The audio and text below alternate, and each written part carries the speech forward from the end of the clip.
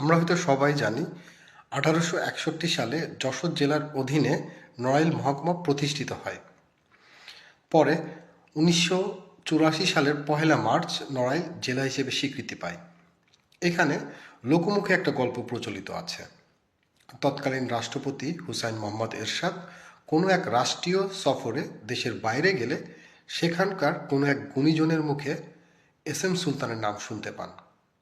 এর আগে তিনি এই বিশ্ববিখ্যাত চিত্রশিল্পীকে চিনতেন না। পরে তিনি দেশে ফিরে এসে এস এম সুলতানকে খুঁজে বের করেন। নড়াইলের স্থানীয় রাজনীতিবিদদের অনুরোধে এস এম সুলতান নড়াইলকে জেলাতে রূপান্তর করার প্রস্তাব দেন।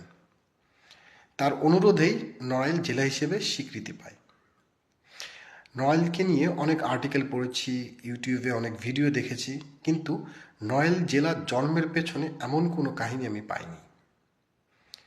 এস এম সুলতানকে শ্রদ্ধার সাথে স্মরণ করছি। নড়াইলে আরও কৃতি সন্তানের জন্ম হোক।